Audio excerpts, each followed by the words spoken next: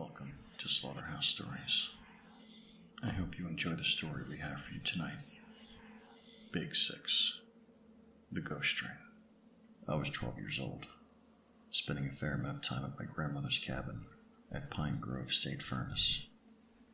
Pine Grove has always been haunted, mostly due to Fuller Lake, a water-filled old open-pit iron mine. Though the Park Service has gone so far as to send divers down to the bottom to prove that no one was killed, many people have seen ghostly horses stampeding from the old stables to the lake and into the water, making it glow a deep blue before disappearing.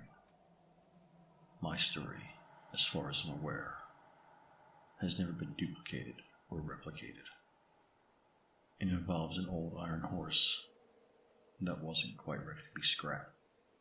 I was walking back along the old rail bed that runs from Laurel Lake at dusk in June. I did not fear being alone in the woods after dark.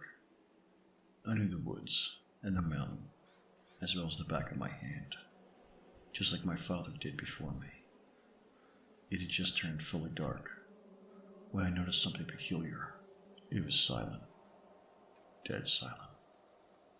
People that are from the woods will tell you it is almost never completely silent.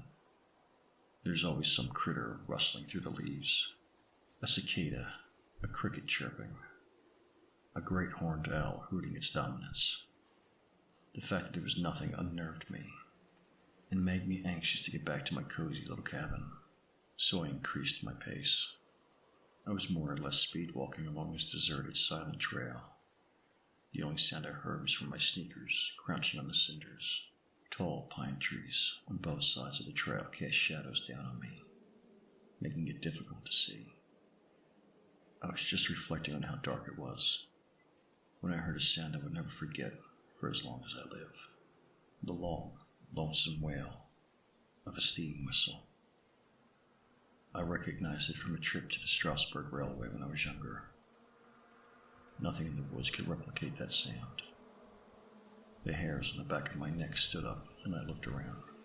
The place was as empty as a church on Monday. I was in a deserted part of the trail. The nearest cabin was 2 miles away in the opposite direction. I simply told myself that my mind was playing tricks on me, and kept walking. Then I heard it again, and it was getting closer. A faint light appeared behind me, so faint that it was barely recognizable as the light source. I told myself that it was swamp gas, and that my mind was continuing to pull sound out of nothing to make up for the silence. I kept walking, thinking about fresh biscuits and wild grape jam to take my mind off things, when I noticed the light was slowly growing brighter. I had seen swamp gas lights before. They usually only lasted moments and weren't terribly bright. The main thing that told me that it wasn't my mind was the ground. It was vibrating. The hairs on the back of my neck stood straight as arrows. Earthquakes weren't unheard of, but it felt and sounded like something heavy pounding the ground rather than the jarring movement of an earthquake. I was properly scared, thinking about wendigos and other supernatural creatures that lived in the woods.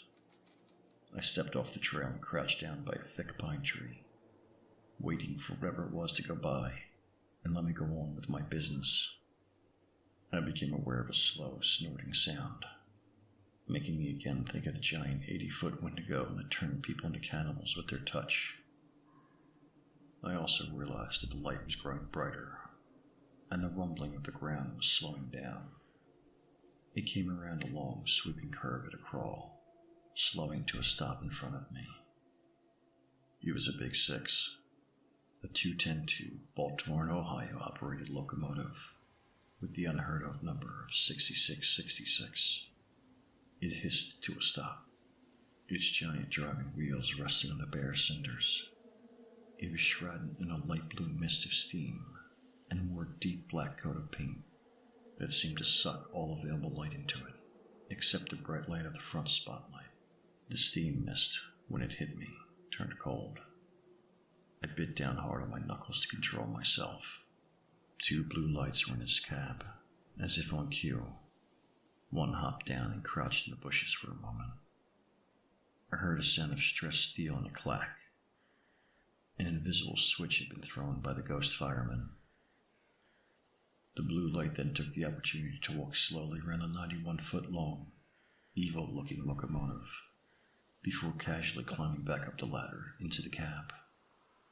I then saw the firebox open, and I heard such a scream. The kind of scream you never want to hear again. The sound of someone being roasted alive. Almost as quickly as it had opened, the firebox door shut with a clang, and then the long, soulfully sad song of the whistle chimed again. The Big Six puffed a blue cloud of steam up out of its short black smokestack as it rolled slowly across the invisible switch. It took a sharp, almost 90-degree turn, much too sharp for any real locomotive, and puffed away into the woods. The whole encounter lasted probably no more than 4 or 5 minutes, but believe me, I had seen more than enough. I did the rest of the trail at dead sprint, and didn't stop until I was in the cabin with the thick wooden door locked behind me. My grandparents, parents, and friends have tried unsuccessfully to get this story out of me, but I'd never told about it until this day. The story about how I'd seen the ghost train that burned people for fuel. Thank you for listening. If you enjoyed tonight's story, please like, share, and subscribe. And until next time, stay spooky.